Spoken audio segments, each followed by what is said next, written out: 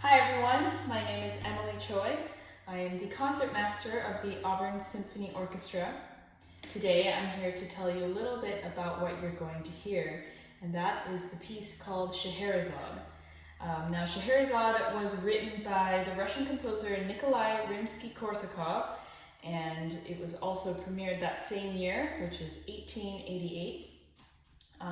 So Rimsky-Korsakov drew inspiration from the collection of Middle Eastern folk tales called 1001 Nights. And Scheherazade is one of the main characters from that.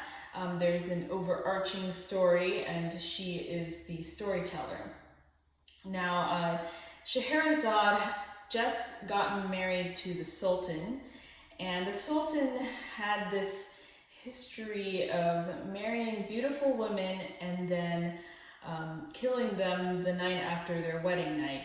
And this was because he had this belief that all women would be faithless, and so in order to prevent himself from having any pain, he just decided that that would be the solution.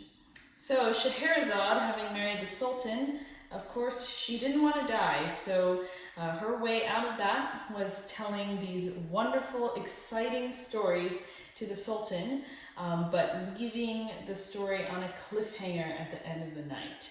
And so the Sultan couldn't kill her the next day because he would never find out what happened.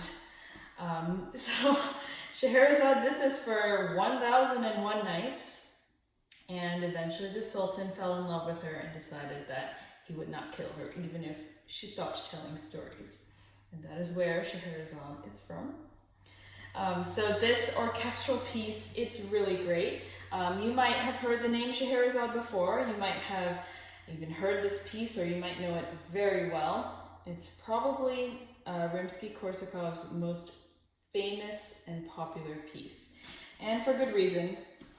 It's just a fabulous and fun piece to listen to, and it's just really exciting. You can definitely hear the different tales that are sort of coming out of it. Rimsky-Korsakov, he wasn't trying to depict the exact stories that were from 1001 Nights, but he was trying to get that feeling of it. So in particular, I think you'll hear some themes that sound a lot like maybe the ocean waves from Sinbad the Sailor, or just exciting stuff like that. And I actually just learned today that Rimsky-Korsakov served as a naval officer, so maybe he just liked that in particular.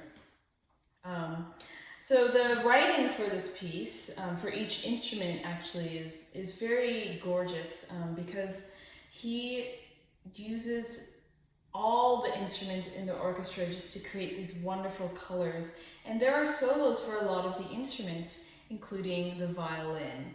Now, violin solos in the orchestra are always played by the concertmaster, which is the first violin.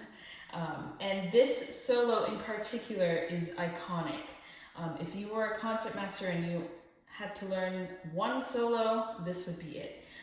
Actually, it's not just one solo, it's throughout the entire piece. It's in every movement, and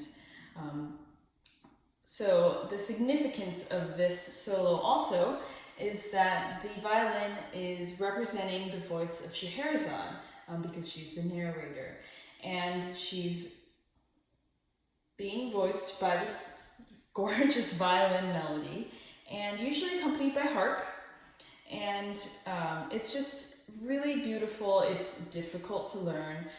There's a lot of room for artistic interpretation, and so even if you weren't playing in an orchestra, it's still really fun to learn. I actually learned it when I was a kid, maybe 11 or 12 years old, and I played it for this kids concert that we were doing. So that was pretty fun. Not with orchestra, just I believe with piano. And so hopefully I'll get to play it with Auburn one day. I'm looking forward to that. But for now, please sit back and enjoy this 2000 recording of Auburn Symphony Orchestra playing Scheherazade by Rimsky-Korsakov.